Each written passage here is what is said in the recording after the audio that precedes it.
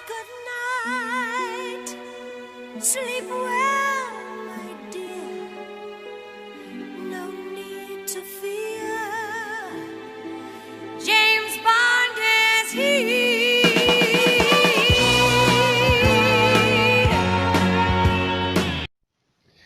Suite au succès de Vivre et laisser mourir, les producteurs décident de rapidement engager la pré-production du prochain épisode, adapté du dernier roman écrit par Ian Fleming, L'homme au pistolet d'or.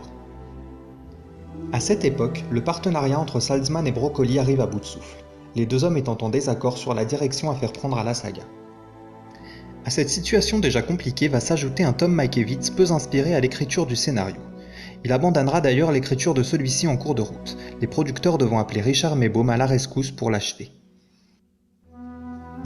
Tout cela va clairement impacter la qualité du film réalisé une nouvelle fois par Guy Hamilton. En effet, on a rarement vu un Bond aussi raté. L'humour y est encore plus poussif que dans les deux précédents opus. Le scénario manque de cohérence et la mise en scène est peu inspirée.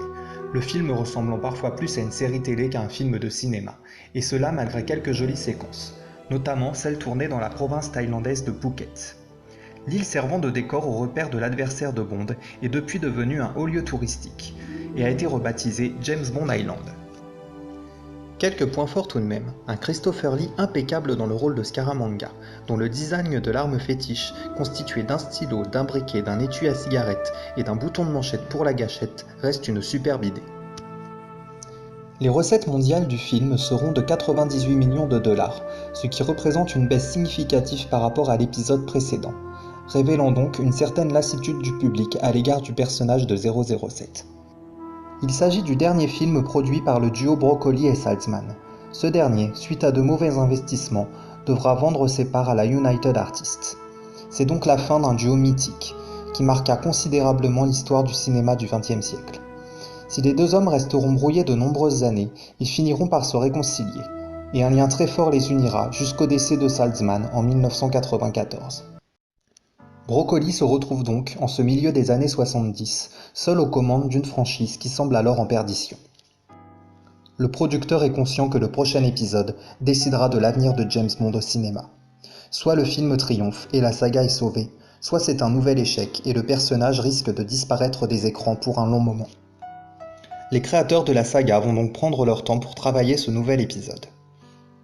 L'écart de 3 ans qui séparera L'homme au pistolet d'or de L'espion qui m'aimait étant le plus long entre deux films à cette époque. L'espion qui m'aimait est un roman à part parmi les livres de Fleming. En effet, celui-ci est raconté à la première personne par une femme. L'action se déroule exclusivement dans un motel et le personnage de James Bond n'apparaît que dans le dernier tiers du livre. Broccoli décide de ne garder que le titre et de développer un scénario totalement original. De nombreux auteurs vont se succéder à l'écriture de celui-ci, mais c'est au final Richard Maybaum et Christopher Wood qui seront crédités. L'idée de base était de faire revenir l'organisation criminelle Spectre. Elle sera rejetée car Kevin McClory, venant de récupérer ses droits sur Opération Tonnerre et travaillant déjà à une nouvelle adaptation avec Sean Connery, fit valoir ses droits sur l'utilisation de Spectre et du personnage de Blofeld, ces éléments faisant partie du roman. Le film sera réalisé par Lewis Gilbert. 10 ans après que celui-ci est mis en scène, on ne vit que 2 fois.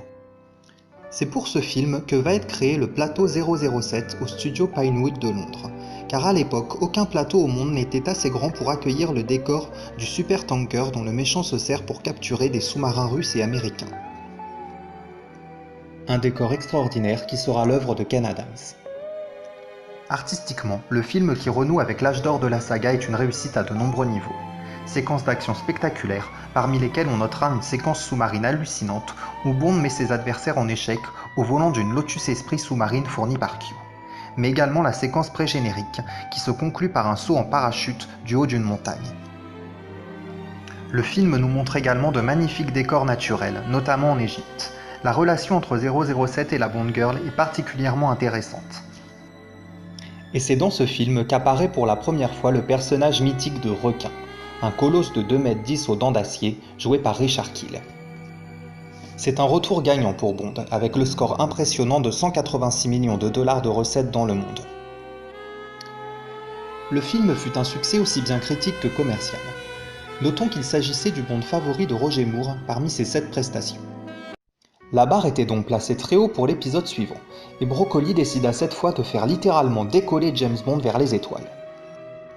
En effet, si à l'origine l'épisode suivant devait être rien que pour vos yeux, le succès de Star Wars de George Lucas va inciter Broccoli à surfer sur ce nouvel engouement pour la science-fiction en proposant une aventure spatiale de James Bond.